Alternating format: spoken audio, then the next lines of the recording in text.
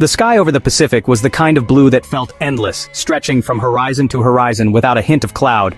The sun caught the waves in sharp flashes, as though the sea itself was winking at the small research vessel making its slow, steady way toward deeper water. Jessica Hale stood at the bow, her hands gripping the cool railing, her eyes fixed on the expanse ahead.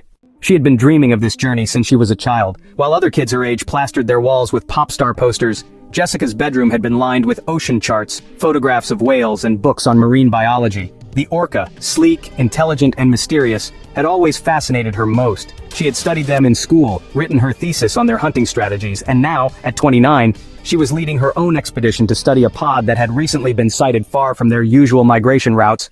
The crew aboard the Horizon Star was small, 6 people in all. Captain Ron Mason, weathered by 40 years at sea, kept the ship steady while his first mate, Carla, monitored navigation. Ethan, the ship's engineer, kept everything running below deck. Dr. Kamal Singh, a marine acoustic expert, was there to analyze orca communication patterns, and Maria Alvarez, a documentary filmmaker, had her camera ready for every potential moment of magic. Jessica was both the lead researcher and the heart of the mission. The first 2 days had been calm. They followed the coordinates where the unusual sightings had been reported, adjusting course whenever sonar picked up signs of marine activity.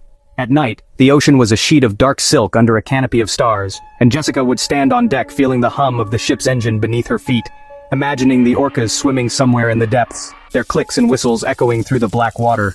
On the third morning just after sunrise, Kamal's voice broke over the ship's comm system. "I've got something. Strong vocalizations, close. They're here." Jessica dropped her mug of coffee on a table and hurried to the acoustic station.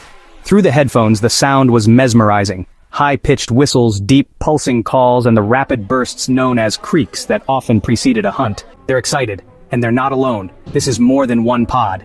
Jessica's heart pounded. Multiple pods meant over a dozen individuals, maybe more. She grabbed her binoculars and joined Maria on deck, scanning the shimmering water. Within minutes, the first dorsal fin broke the surface, a black triangle slicing through the swell. Then another, taller and more curved. Soon there were 6 visible at once, moving with deliberate grace. They're beautiful.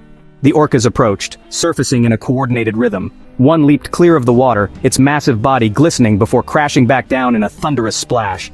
Jessica grinned, recognizing the behavior as a display, an introduction of sorts. She thought of it as their way of saying, "We see you."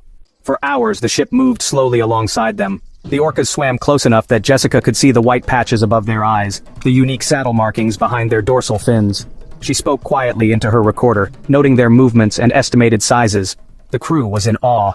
But by late afternoon, Jessica began to notice something odd. The orcas weren't just swimming parallel to the ship, they were circling it. Their movements tightened into arcs, their surfacings more frequent, almost as if they were assessing the vessel. The whistles over the hydrophones changed too, growing sharper, more urgent. Kamal's brow furrowed as he adjusted the audio filters. "This isn't typical travel chatter, they're focusing on us." Jessica brushed it off at first. You know, orcas are curious animals, and close approaches weren't unusual. But as the sun began to dip toward the horizon, the pod's behavior, well, it escalated. One slammed its tail against the water's surface in a loud, deliberate thwack. Another rammed a piece of floating debris, sending it spinning away. "I don't like it.